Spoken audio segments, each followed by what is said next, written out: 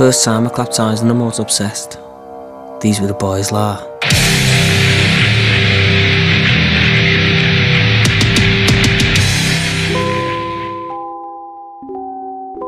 Cerita ini diawali oleh seorang pria Jerman bernama Adolf Dassler atau yang lebih dikenal sebagai Adi. Ia bersama Rudolf Dassler kakaknya mendirikan pabrik sepatu olahraga dari bekas dapur ibunya setelah era Perang Dunia Pertama.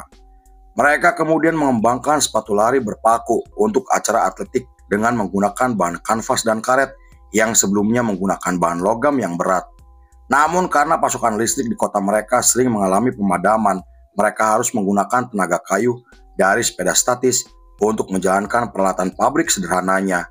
Tak lama setelah sepatu mereka berhasil dibuat, mereka membujuk pari cepat Amerika bernama Jesse Owens untuk menggunakan sepatu buatannya di acara Olimpiade musim panas pada tahun 1936.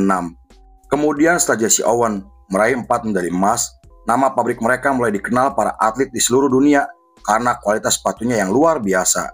Saat itu, mereka sampai berhasil menjual 300.000 pasang sepatu di setiap tahunnya dengan keuntungan $2 juta.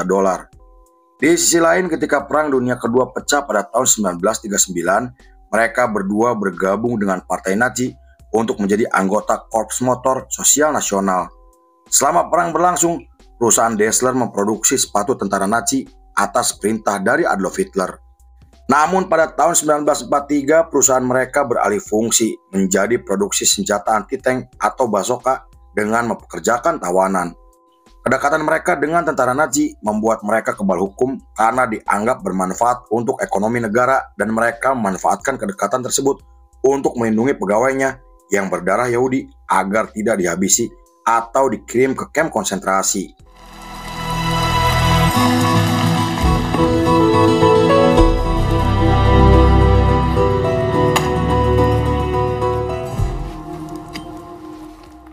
Kemudian ketika Jerman dinyatakan kalah dalam Perang Dunia Kedua pada tahun 1945, pasukan sekutu mengepung Berlin hingga hampir menghancurkan pabrik Dassler karena dianggap sebagai pabrik senjata untuk para tentara Nazi.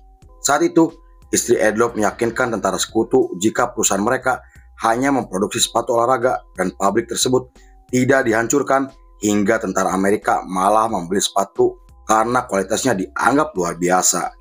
Tak lama setelah pabrik mereka kembali beroperasi, Adi dan Sakaka mulai terlibat konflik yang dipicu akibat perbedaan pendapat. Mereka saling menyalahkan terkait denasifikasi dan peran mereka dengan Partai Nazi selama Perang Dunia Kedua. Lalu pada tahun 1947, Adi memutuskan keluar dari perusahaan untuk mendirikan perusahaan sendiri bernama Adidas Edge dan Rudolf juga mengubah nama perusahaannya menjadi Ruda yang kemudian berganti nama menjadi Puma. Sejak saat itu mereka mulai terlibat persaingan bisnis untuk membuktikan produk siapa yang menjadi unggulan. Mereka sampai melibatkan klub sepak bola lokal yang memiliki basis penggemar fanatik di mana Adidas mensponsori IFC sedangkan Puma mensponsori One FC. Mereka tidak pernah akur akibat persaingan meski sempat didamaikan oleh orang tua dan teman-temannya. Kemudian setelah Olimpiade musim panas pada tahun 1952, Adidas membeli logo 3 garis khasnya dari merek sepatu atletik Finlandia seharga 2 botol whisky atau setara dengan 16.000 euro. Ia kemudian mulai memproduksi berbagai macam pakaian seperti baju olahraga yang dirancang pada tahun 1967. Selain itu, mereka berdua mulai menjadi produsen bra olahraga terbesar di Eropa hingga menjadi produsen kedua terbesar di dunia.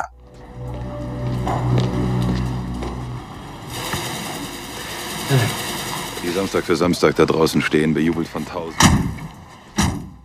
Pada tahun 1970 ketika FIFA menyelenggarakan Piala Dunia yang diikuti oleh 32 negara, Adidas dan Puma menjalin kesepakatan untuk tidak mensponsori pemain bola bernama Pele. Mereka berdua sepakat untuk tidak mensponsori atlet yang saat itu sangat terkenal di dunia. Lalu ketika Olimpiade musim panas digelar di Munich pada tahun 1972, Adidas meluncurkan logo baru untuk melambangkan warisan, keberagaman, dan inovasi Adidas yang baru. Setiap daun dalam logo tersebut melambangkan 3 bagian dari bisnis Adidas yaitu performance, style, dan original. Logo tersebut kemudian dianggap sebagai simbol perlawanan oleh anak muda yang menginginkan kebebasan tanpa aturan mengekang.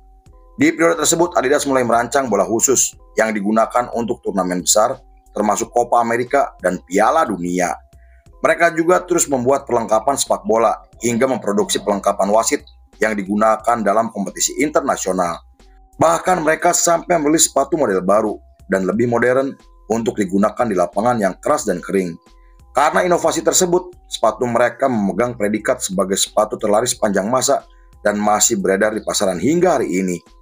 Tapi pada tahun 1987, Adi Dassler dinyatakan meninggal dunia akibat serangan jantung dan perusahaannya kemudian dilanjutkan oleh Horst Dassler, anak laki-lakinya.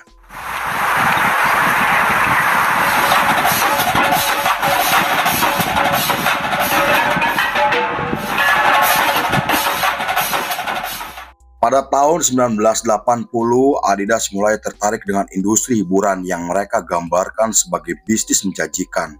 Mereka kemudian memanfaatkan skena hip-hop yang sedang berkembang di Amerika dengan berkolaborasi bersama grup hip-hop bernama Run DMC. Kolaborasi tersebut dianggap sebagai kolaborasi paling ikonik yang belum pernah dilakukan oleh perusahaan manapun. Selain merilis sepatu khusus yang diproduksi terbatas, Run DMC sampai merilis lagu berjudul My Adidas yang membuat nama Adidas semakin dikenal ke seluruh dunia. Karena hal itu, Run DMC menjadi grup musik pertama di dunia yang mendapatkan sponsor dari merek pakaian olahraga. Pada tahun 1987, Horst Dassler dilarikan ke rumah sakit setelah mengalami kejang-kejang dan demam tinggi. Meski sempat dirawat selama 3 minggu, Horst akhirnya meninggal dunia yang membuat Adidas mulai mengalami krisis finansial dan pihak keluarga kemudian memutuskan menjual Adidas ke perusahaan asal Perancis.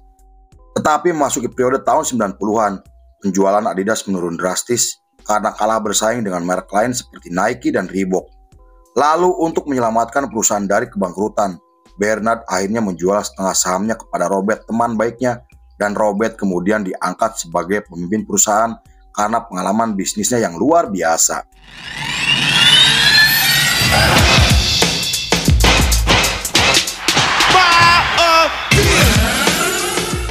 Pada tahun 1993, Robert mulai mengalihkan perusahaannya dengan menggunakan teknik marketing yang lebih modern.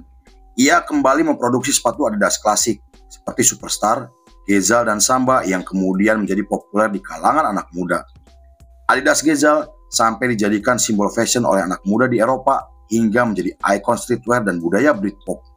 Ketenaran Adidas menjadi semakin meningkat setelah digunakan oleh personil Blur untuk melambangkan red culture dan working class. Tak hanya itu, Adidas semakin mendominasi di skena hip-hop Amerika setelah beberapa rapper menggunakan sepatu tersebut. Menurut artikel yang dirilis oleh media Inggris, periode tersebut adalah periode transformasi untuk perusahaan Adidas dari raksasa yang tua yang hampir bangkrut berubah menjadi merek terkenal di dunia dengan teknik marketing yang luar biasa. Selain menjadi sponsor utama untuk Piala Dunia dan klub bola seperti AC Milan, juga Real Madrid, Adidas telah menjadi fondasi yang kuat untuk brand yang berhasil masuk ke dunia musik. Bahkan pada tahun 1994, sepatu Adidas menjadi sepatu yang sangat fenomenal setelah digunakan oleh Liam dari Oasis dalam video klip terbarunya. Gaya Liam yang santai, cuek namun tetap elegan menguatkan citra Adidas sebagai sepatu rakyat yang cocok digunakan oleh berbagai kalangan. Hanya itu, Noel dari Oasis sampai menyebut jika sepatu Adidas telah menjadi bagian dari gaya hidup dan nostalgia masa kecilnya. Hal itu membuat Adidas dan Oasis digambarkan memiliki ikatan batin yang sama keras kepala, simpel dan tidak dibuat-buat. Menurut mereka, sepatu Adidas bukan lagi tentang gaya melainkan bagian dari perjalanan band mereka, karena selain menciptakan tren fashion, Adidas juga telah menjadi simbol kebebasan, identitas sosial yang berkaitan dengan anak muda di Inggris dari kalangan kelas pekerja.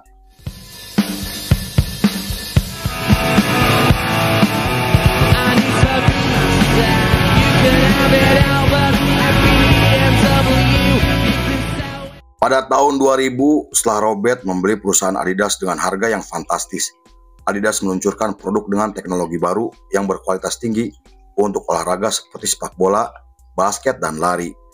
Adidas juga menjadi sponsor utama untuk berbagai cabang olahraga bergengsi skala internasional seperti golf, tenis, dan Piala Dunia. Adidas sampai menjalin kerjasama dengan band nu metal bernama Korn demi memperluas pengaruhnya di skena musik Amerika. Pada tahun 2005, Adidas membeli perusahaan Reebok sebesar $4 miliar untuk bersaing dengan Nike yang semakin mendominasi di pasar Amerika Utara.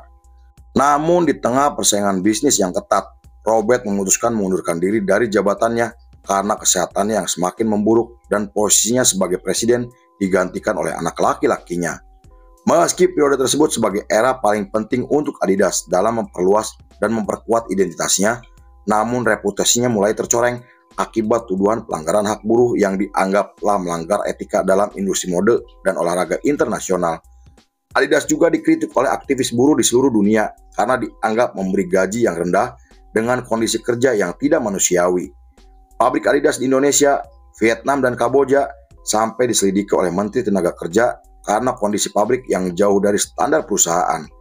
Ribuan buruh di Tiongkok sampai menggelar demo untuk memprotes tindakan Adidas yang telah melakukan PHK sepihak dan pelanggaran hak bersertifikat. Dengan berbagai tekanan yang mereka dapatkan, pihak Adidas akhirnya melakukan audit untuk memperbaiki manajemen hingga membenahi perlakuan perusahaan terhadap para pekerja.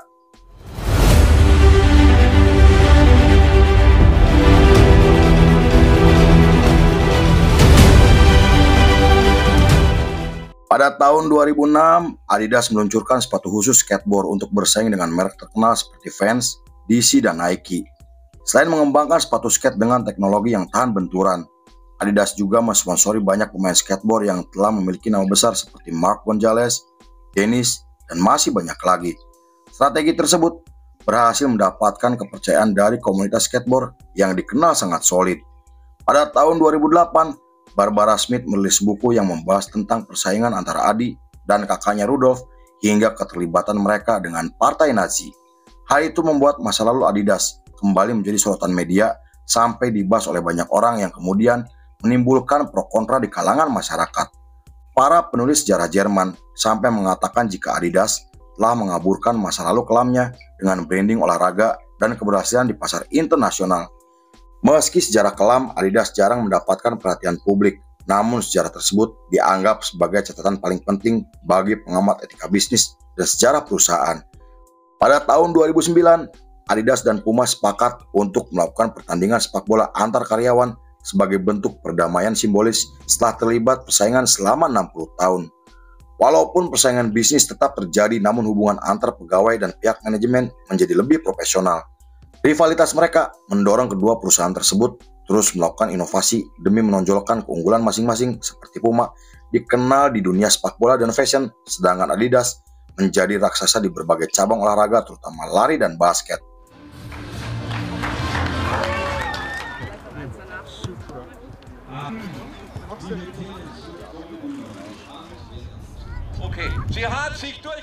Pada tahun 2011, Adidas merilis sepatu kolaborasi dengan Noel dari Oasis yang diproduksi dengan jumlah terbatas.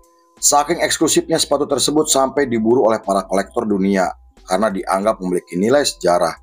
Namun pada tahun 2012, Adidas kembali terlibat masalah setelah memposting desain sepatu dengan gambar borgol, dan gambar tersebut dikecam oleh banyak orang karena dianggap telah melanggar norma yang berkaitan dengan sejarah perbudakan. Saat itu Adidas memilih tidak merilis sepatu tersebut dan meminta maaf pada pihak yang merasa dirugikan. Kemudian mereka terus berinovasi dengan menjalin kerjasama dengan Kanye West dalam perilisan sepatu yang sangat fenomenal. Tetapi setelah merilis sepatu kolaborasi bersama Beyoncé pada tahun 2020, Burton, mantan pegawai eksklusif, menggugat perusahaan Adidas karena dianggap telah melakukan aksi rasisme, seksisme, hingga dianggap telah menghina Beyoncé dan Jay-Z karena warna kulitnya.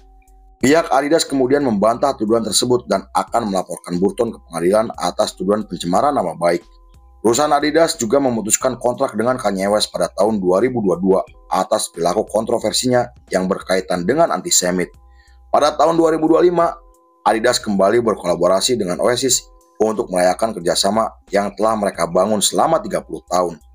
Perusahaan Adidas juga berencana akan membiayai semua kebutuhan Oasis yang akan menggelar tur reuni setelah bubar selama 16 tahun. Terlepas dari keberhasilan sepatu Adidas yang telah menjadi brand olahraga paling terkenal di dunia, namun Adidas telah menghadapi berbagai masalah seperti tuduhan diskriminasi hingga bekerja sama dengan figur kontroversi. Meski begitu, sepatu Adidas tetap dicintai oleh para penggemarnya karena memiliki sejarah panjang di balik setiap produknya. Lalu